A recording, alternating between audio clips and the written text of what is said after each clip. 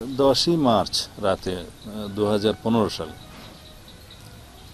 আনুমানিক 9:30-10টার দিকে হবে। আইন শৃঙ্খলা রক্ষাকারী বাহিনীর পরিচয়ে তারা সাদা পোশাকে ছিল, অস্ত্রধারী ছিল।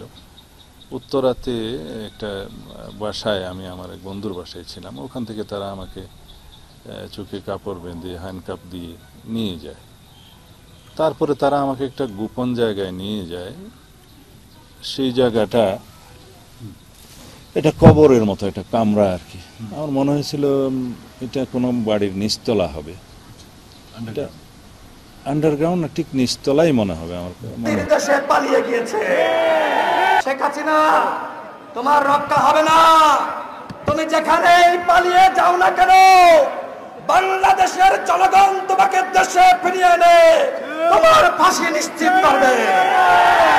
শেখ হাসিনাকে ফাঁসি দিতে হবে, কারণ সে আইনাঘর সৃষ্টি করেছে, সে হাজারো মানুষকে হত্যা করেছে, হাজারো মানুষকে গুম করেছে, বাংলাদেশকে রাজনীতি শূন্য করেছে। দর্শক শ্রোতা, বাংলাদেশের আয়নাগর, যে নামটি হচ্ছে একটি ভয়ঙ্কর নাম, আয়নাগর। দর্শক শ্রোতা, শেখ হাসিনা সরকারের সেই মাফিয়া সরকারের তৈরি করা জাহান্নামের নাম হচ্ছে একটি আয়নাগর। আয়নাগরে বন্দি কে? এই মাইকেল চাকমা, যে কিনা খুবই চাঞ্চল্যকর তথ্য দিয়েছেন। দর্শক, অনেকেই সেই আয়নাগরের নাম শুনেছে, কিন্তু এবার নিজের চোখে দেখে নিবেন সেই আয়নাগরটি আসলে কেমন, কি ভয়ঙ্কর রূপ। দর্শক, রাত হলে আজকের এই ভিডিওটি আপনার দেখার দরকার নেই, খুব ভয়ঙ্কর তথ্য রয়েছে আয়নাগরের মাধ্যমে। আয়নাগরে শেখ হাসিনা মানুষকে গুম করে যেভাবে হত্যা করত, খুবই ভয়ঙ্কর চাঞ্চল্যকর তথ্য রয়েছে। আজকের এই ভিডিওটি অনেক গুরুত্বপূর্ণ। শেখ হাসিনা সম্পর্কে জানতে হলে, এই মাফিয়া সরকারের সম্পর্কে জানতে হলে আজকে অবশ্যই সম্পূর্ণ ভিডিওটি দেখুন। দর্শক, কে কোন জেলা থেকে আজকে আমাদের এই ভিডিওটি দেখছেন অবশ্যই কমেন্টসের মাধ্যমে জানিয়ে দিবেন। দয়া করে আপনার সোশ্যাল মিডিয়াতে আজকের এই ভিডিওটি একটু শেয়ার করে দিবেন। আমরা সেই মূল ভিডিওতে চলে যাব। তবে মূল ভিডিওতে যাওয়ার আগে সবার প্রতি ছোট্ট একটি রিকোয়েস্ট থাকবে, আপনি যদি আমাদের এই চ্যানেলের নতুন ভিউয়ার্স হয়ে থাকেন, প্রতিনিয়ত সবার আগে আপডেট নিউজগুলো পেতে আমাদের এই চ্যানেলটি সাবস্ক্রাইব করে রাখুন ও একটি লাইক দিয়ে দেখতে থাকুন সম্পূর্ণ ভিডিওটি। হবে আন্ডারগ্রাউন্ড না, ঠিক নিচতলাই মনে হবে আমার মনে হলো। এটা 5 ফিট বাই 10 ফিট হবে জায়গাটা। শুধু পেশাব পায়খানা করার জন্য একটা ছিদ্র ছিল, এক কিনারে একটা পানির ট্যাপ ছিল, লোহার দরজা ছিল, তার নিচ দিয়ে খাবার দেওয়ার জন্য একটা জায়গা ছিল এরকম। আর বাইরে একটা ফ্যান চালু থাকতো, স্ট্যান্ড ফ্যান, আর উপরে ছাদের উপরে একটা হাই পাওয়ার লাইট ছিল। এইটুকু। এইখানে প্রায় 61 দিন তারা আমাকে রাখে, একদিনের জন্য বের করে নেয়। আর অন্যান্য বিষয়ে আমি এই মুহূর্তে বলতে চাই না, কারণ যারাই করেছে তারা রাজনৈতিক কর্তৃপক্ষের, সরকারের সর্বোচ্চ কর্তৃপক্ষের ইশারাতেই করেছে। তা এবং আমি মনে করি একদিন না একদিন জাতীয়ভাবে এবং আন্তর্জাতিকভাবে কোনো না কোনো ফোরামে তার জন্য তাদেরকে জবাবদিহি করতেই হবে। যেদিন আমাকে নিয়ে আসে সেদিন দুপুরের দিকেই হবে আমার। তারা একইভাবে ব্লাইন্ড, মানে চোখে কাপড় দিয়ে, হাতে হ্যান্ডকাফ দিয়ে তারা একটা গাড়িতে তুলে, মনে হয় 6-7 ঘন্টা বা তারও বেশি হবে, আমার ঠিক সময়টা আমি এখন মুহূর্তে বলতে পারবো না। যেখানে এসে থামলো সেখানে সন্ধ্যা হয়েছে বলে আমার মনে হলো আর কি, চোখে তো কিছু দেখছি না। তো ওখানে অনেক অপেক্ষা করলো, বেশ কয়েক ঘন্টা অপেক্ষা করলো। তারপরে ওরা মনে হয় রাতের অন্ধকারের জন্য অপেক্ষা করছিল। তারপর কিছু দূর পায়ে হাঁটিয়ে, এরপর আবার কিছু দূর গাড়িতে করে একটা জায়গায় এনে তুললো।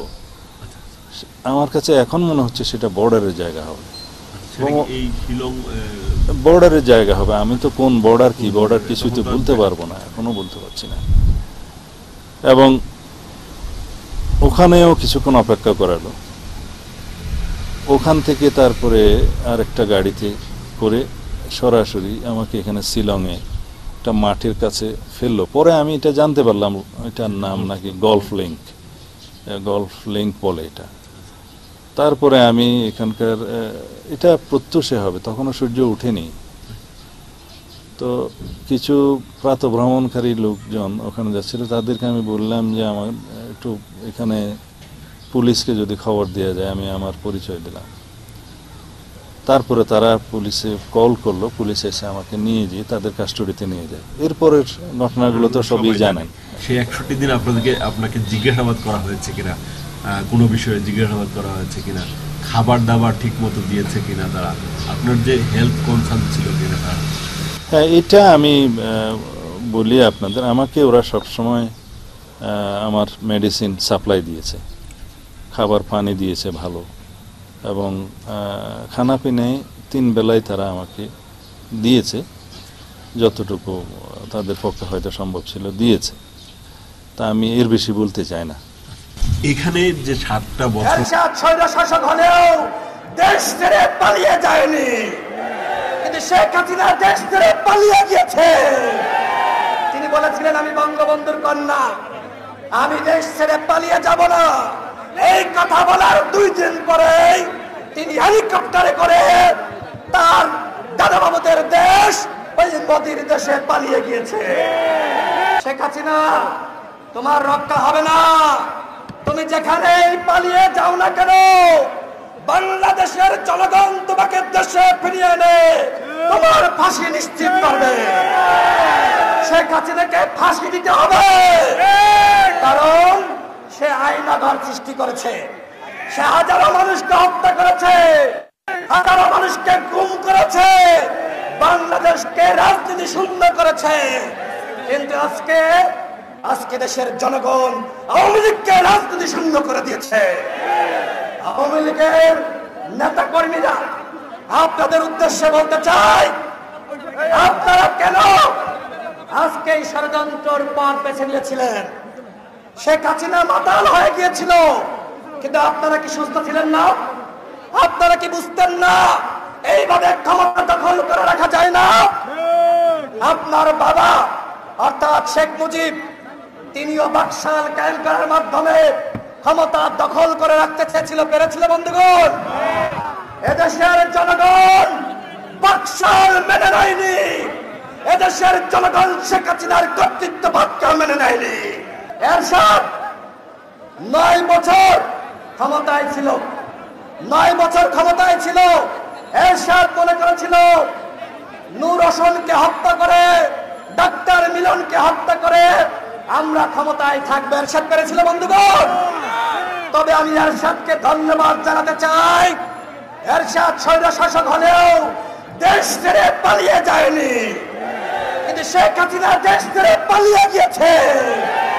তিনি বলেছিলেন, আমি বঙ্গবন্ধুর কন্যা, আমি দেশ ছেড়ে পালিয়ে যাব না। এই কথা বলার 2 দিন পরেই তিনি হেলিকপ্টারে করে তার দাদা বাবুদের দেশ ওই মোদির দেশে পালিয়ে গিয়েছে।